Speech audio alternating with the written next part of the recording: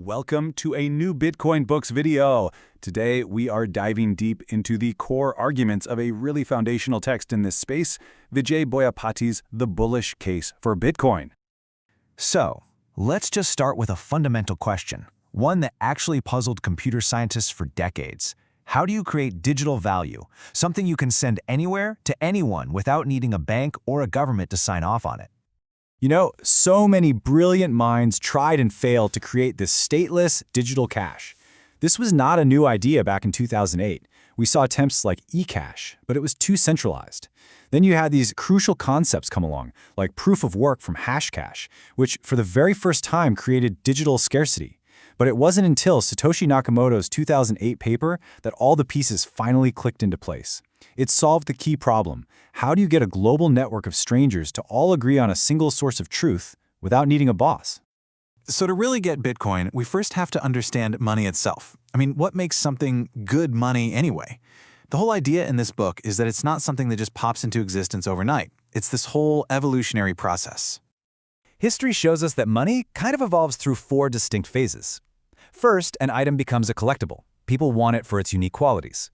Then, as more people value it, it becomes a reliable store of value. It's only after its value stabilizes that it becomes a useful medium of exchange for, daily trade. And finally, in the very last stage, it becomes a unit of account, where we start pricing everything else in its terms. The bullish case really argues that Bitcoin is right now in that tricky transition from being a collectible to becoming a store of value.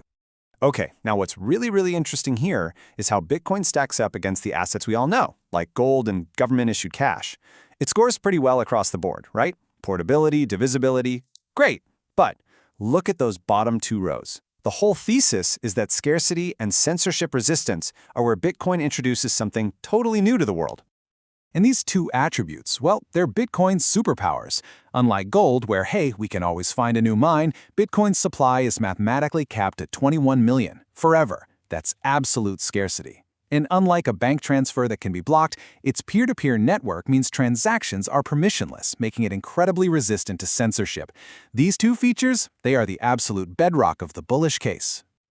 So, the crucial point to get here is that Bitcoin is on this journey through those stages of monetization we just talked about. And it is not a smooth, straight line. No way. It's a messy, volatile process that's driven by these really distinct cycles. This journey is punctuated by these dramatic hype cycles, and the trigger for them seems to be this unique, pre-programmed event called the halving. Roughly every 4 years, the amount of new Bitcoin getting created is literally cut in half. This predictable supply shock really shakes up the market and, according to the thesis, kicks off the next big wave of adoption. Let's just take a look at how these cycles have played out, attracting new kinds of people each time. The very first cycle, it peaked at around $30. And this was driven by the first wave of true believers. We're talking about the ideologically motivated cypherpunks and libertarians who really got its potential from day one. Then, after the next halving, the second cycle took the price to over $1,000. This was the era of the intrepid early VCs and investors, like the Winklevoss twins. They saw potential beyond just the initial niche and were actually willing to navigate those super risky early exchanges. Now, the third cycle is the one a lot of people probably remember, when the price just rocketed to nearly $20,000. This is when Bitcoin really went mainstream. It was driven by a massive wave of early adopters from the general public, mainly because exchanges got way more accessible. And that brings us to today, to the current era. This cycle is defined by a fundamentally different type of buyer. We're talking institutions like hedge funds, public corporations putting Bitcoin on their balance sheets, and the wealth managers who serve those high-net-worth clients. So, if these cycles keep going, where does this whole journey end? What is the ultimate destination, according to this bullish case? One of Bitcoin's earliest adopters, the late great Hal Finney, imagined a truly massive scale for its success, all the way back in 2010. He basically theorized that if Bitcoin ever became the dominant global payment system, its value could reach an absolutely astronomical $10 million per coin. Now that is a mind-boggling number.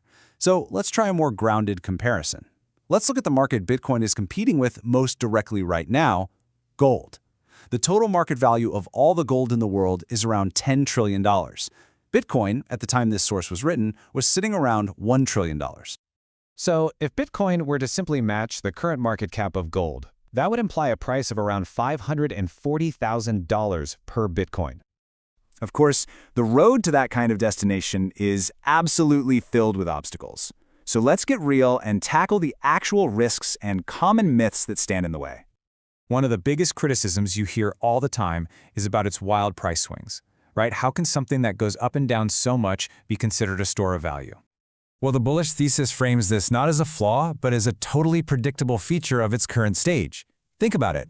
All assets are volatile while they're in the process of being monetized. The argument is that as Bitcoin's market size gets bigger and the liquidity gets deeper, this volatility will naturally start to smooth out over time. But look, beyond these common misunderstandings, there are some genuine threats that we just can't ignore. The most serious one, according to the author, is a coordinated state attack to shut down all the exchanges that provide liquidity. Other real risks include discovering a critical flaw in the protocol itself, a massive hack on a large custodian that just shatters public confidence, or the centralization of mining power.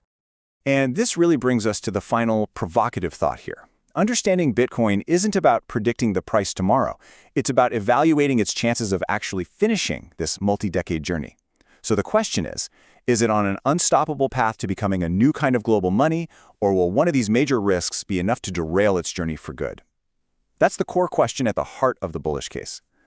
For those who want to learn more, the link to get the book is available in the video description. If you found this content interesting, please subscribe to the channel and like it to help us reach as many people as possible. Thank you.